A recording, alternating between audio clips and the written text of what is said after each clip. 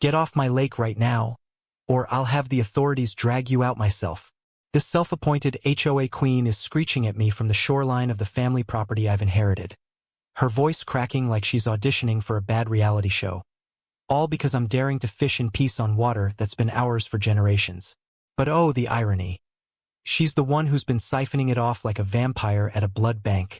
And she has no idea the storm she's just unleashed is about to drown her in her own web of lies. In the quiet suburb of Willow Creek, Virginia, where manicured lawns hid the simmering resentments of middle-class America, Alex Harlan had finally escaped the corporate grind. At 48, after 2 decades crunching numbers as a civil engineer in D.C., he'd moved back to the 15-acre plot his grandparents had bought in the 1950s. The centerpiece? A pristine 8-acre pond, stocked with bass and catfish, fed by natural springs that his grandfather had mapped out meticulously. Alex remembered summers here as a kid, the water cool against his skin, the air buzzing with dragonflies. Now, retired early thanks to a lucky stock windfall, he planned to spend his days with a rod in hand, rebuilding the old dock and ignoring the world. But Willow Creek wasn't the idol he remembered. The neighborhood had sprouted an HOA a decade ago, turning the once-loose community into a labyrinth of covenants and fines. Signs dotted every corner, no unapproved decorations. Lawn height must not exceed 3 inches. Quiet hours strictly enforced. It was the kind of place where community spirit meant mandatory potlucks and anonymous complaints about your mailbox color. Alex had heard whispers about the HOA president, Marjorie Klein. Everyone called her Marge behind her back, but to her face it was Mrs. Klein, if you please. She was a retired accountant in her late 50s, with a helmet of perfectly coiffed silver hair, always in a crisp blazer that screamed, "I chair meetings for fun." Neighbors joked she treated the HOA bylaws like holy scripture, but Alex dismissed it as suburban folklore. He'd kept to himself since moving in, nodding politely at block parties but skipping the votes. That changed on a crisp autumn afternoon when he noticed the water level in his pond dipping oddly low, about 4 inches below the seasonal norm. Evaporation? Maybe. But as an engineer, Alex's mind ticked like a metronome. He installed a simple digital gauge next to the old brass marker his grandfather had hammered in decades ago. Data didn't lie. The sun was dipping low, painting the water orange, when the crunch of gravel announced trouble. Alex was in his rowboat, line cast deep where the fish liked to hide, when Marge stormed down the path from the adjacent HOA common green, a strip of land with picnic tables and a playground that backed right up to his fence. She was flanked by 2 guys in ill-fitting polo shirts, HOA compliance team, embroidered on their chests like a bad knockoff badge. Marge's face was a mask of righteous indignation, lips pursed as if she just sucked on a lemon. "Mr. Harlan," she bellowed, her voice echoing like a foghorn. "You are in direct violation of Section 14.2 of the Willow Creek Covenants. Cease this hazardous activity at once." Alex reeled in slowly, rowing closer to shore with deliberate calm. Hazardous? He was fishing, not juggling chainsaws. "Afternoon, Mrs. Klein. What's the issue? This is my pond. Been in the family since before the HOA existed."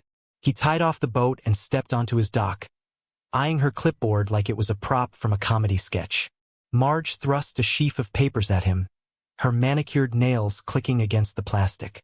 "New emergency addendum, effective immediately.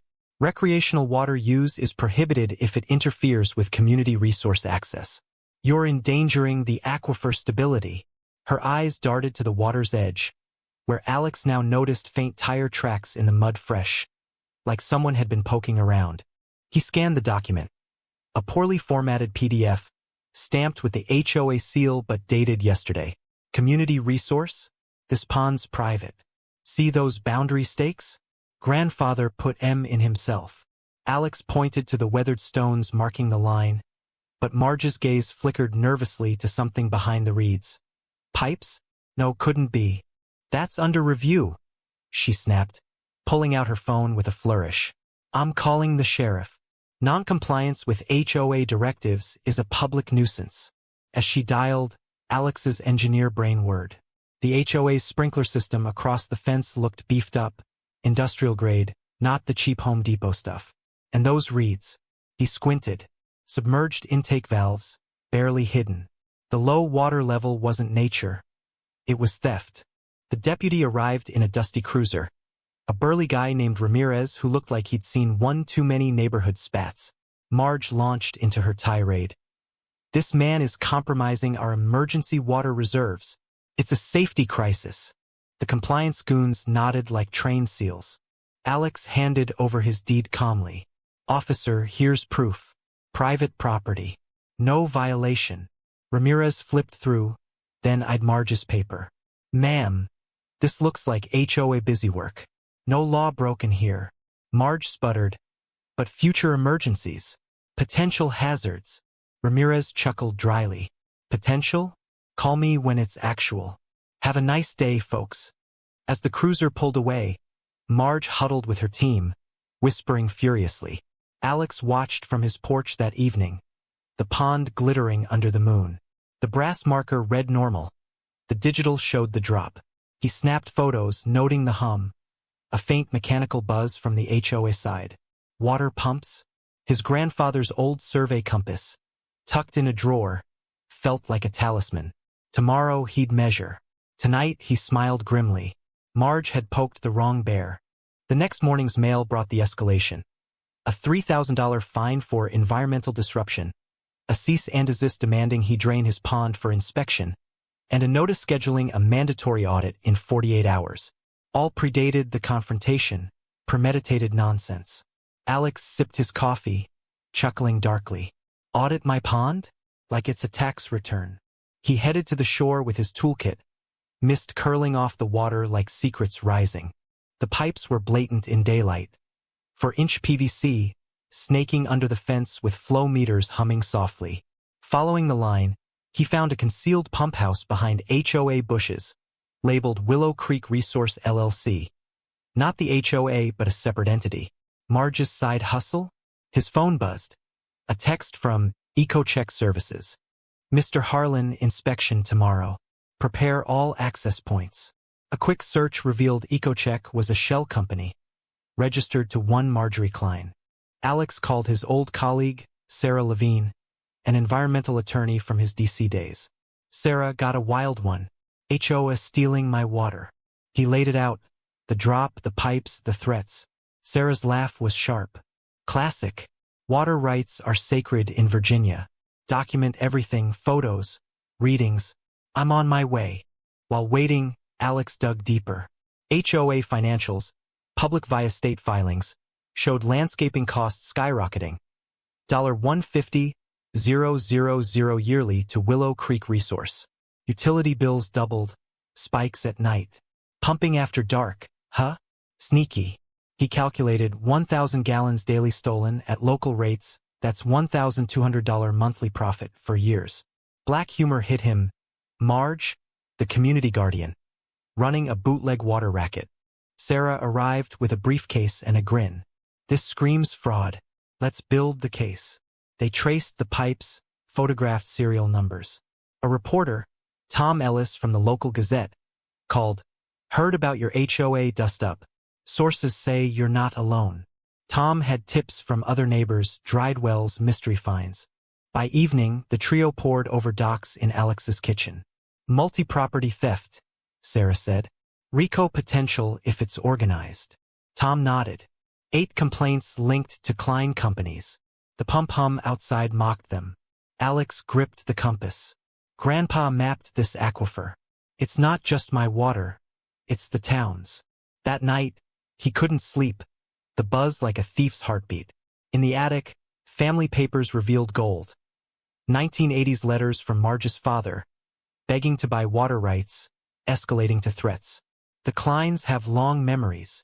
Grandpa's replies, firm nose, citing public good. And the deed, full water ownership in perpetuity. Dawn brought revelation. Grandpa's notebooks, flow charts, compass bearings tracing underground feeds to municipal wells. She's poisoning the well, literally. If her clients dumped waste, it cycled back. Sarah whistled.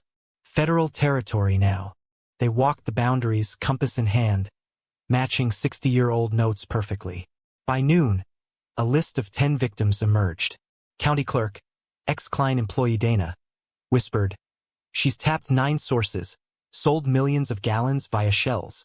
Invoices showed Alex's pond billed as premium spring water, back to the HOA at markup. Marge's inspection van rolled up. Brad, the inspector, demanded access. Alex smiled. "Show credentials." Brad fumbled. Sarah stepped in. "This is trespass. Leave or we call real authorities." Brad bolted, Marge's voice screeching from his phone speaker. "Get those readings!" The war was on. Marge rallied neighbors via email blasts. "Harlan's selfishness threatens our water security." Rumors flew. Alex dumping chemicals, hoarding resources. He stayed silent, gathering ammo. Dark laughs came easy. "Selfishness?" says the water pirate in pearls. Tensions boiled at the next HOA meeting, packed hall buzzing like a hive. Marge at the podium, blazer impeccable. "Fellow residents, we face a crisis. Mr. Harlan's unauthorized activities endanger our shared resources." Murmurs rippled. Alex stood calmly. "Shared? My pond's private. But let's talk your resources. Like the illegal pumps siphoning my water." Gasped. Marge smirked. "Baseless accusations. We maintain community standards." Sarah projected photos. "Pipes, meters, bills. This is theft, folks. Klein's selling your own groundwater back to you." Chaos erupted. Betty, elderly farmer. "My well dried up after your upgrades." Robert. "Found pipes on my land." Marge stammered. "Misunderstandings. Legitimate management." Tom Ellis rose. "Recordings show you planning expansions to dodge feds." Playback. Marge's voice. "Pump faster before they catch on." Her facade cracked. "Politically motivated. Harlan resents progress." But evidence mounted. Contaminated samples from town water, linked to her industrial buyers. Parents fumed. "Our kids drank that?" Marge's allies deserted. Votes stripped her power. Federal agents raided that night. Pumps seized, accounts frozen. Marge in cuffs, blustering. "This is outrageous. I uphold order." Alex watched from his porch, compass pointing north. Satisfaction burned sweet. The courthouse loomed, packed with press and victims. Marge, in orange jumpsuit, looked deflated, cheap lawyers fidgeting. Prosecutor, systematic theft, bribery, environmental crimes. RICO applies. Evidence parade. Grandpa's surveys proving aquifer impact. Invoices totaling $2.5 million stolen. Recordings of bribes to officials. Marge's defense. Gray area services. Judge snorted. "Gray? This is black market water empire." Tom testified on expansions. Dana on ignored warnings. Marge crumbled on stand. "It was for the community." Cross-exam. "Community profits in your offshore accounts?" Guilty on 15 counts. Sentencing. 18 years federal prison. $3.8 million restitution. Her mansion auctioned. Alex bought it cheap, turning it into a community center. Irony? She cleaned her mess on work detail, scrubbing rust from her old pump sites while Alex fished nearby. 6 months later, pond full, ecosystem thriving. New laws protected watersheds. Grandpa's work canonized. Alex on his dock, compass gleaming. Marge's appeals denied. She aged in custody, empire dust. But here's the kicker. Was Marge the real villain? Or just the face of a system that lets petty tyrants rule with clipboards and covenants? True or false? In HOA America, we're all one fine away from rebellion?